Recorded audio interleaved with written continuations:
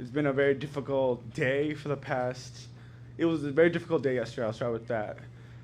I know that the entire city of Minneapolis and the state of Minnesota is with Renee and Renee's family. What we experienced yesterday was an incident that no one, no loved one, no family member should ever have to experience. And I want to talk a little bit about what our community members have been doing here in the city and the state.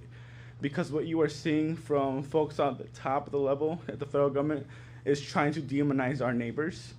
Neighbors that are literally helping provide rent for our immigrant neighbors that are struggling to barely make it by.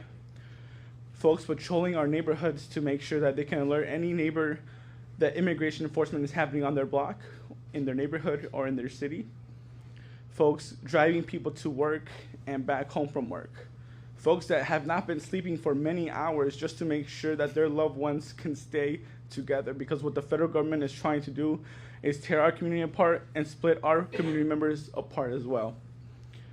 And what we need from the community right now is to continue to patrol our neighborhoods, continue to observe the illegal actions by the federal government, because they are completely illegal. Mm-hmm. And the reason I am saying that is because we need people to continue to stand up. What happened on 34th and in Portland should have never happened. We need that ICE agent and those ICE agents that were complicit in that act to be immediately arrested. That's right. Right. We need these ICE agents immediately fired. That's right. And they need to be held accountable for their atrocities. Mm-hmm. And we will take nothing less than that. And after that, we will continue to stand with our immigrant neighbors, mm-hmm. and we will continue to call for the complete abolition of ICE, because they should not exist to begin with. That's right. They need to be arrested.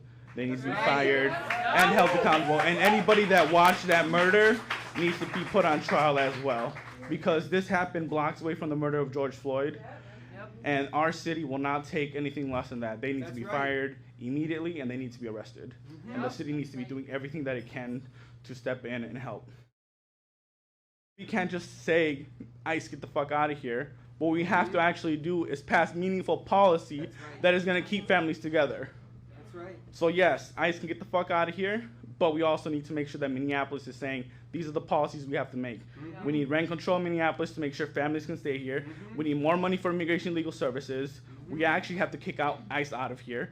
We need to make sure that folks have the needs that they have to make sure they can stay together. But that actually means that we actually listen to the people, like people here, asking for actual changes in our city. So, again, what happened yesterday is disgusting. Renee is in all of our hearts. And what we know is that we need more people out there, because as I'm sitting here, I wouldn't be surprised if more folks are getting kidnapped. The whole city is coming out. Everybody is an observer, and everybody cares about their neighbors getting kidnapped and brutalized in the city.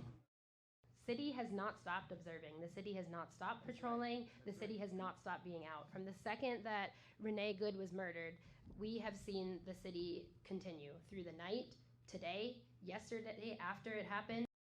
Renee Good. Renee Good. Renee Good was an observer. She was not a threat. She was not committing a crime. She was not endangering anyone. She did not deserve to have her life taken. Observers exist to protect accountability. They exist because communities know that unchecked power kills. And Renee Good paid the ultimate price, simply for witnessing, for being present, for caring enough to show up. Her death is not an isolated tragedy.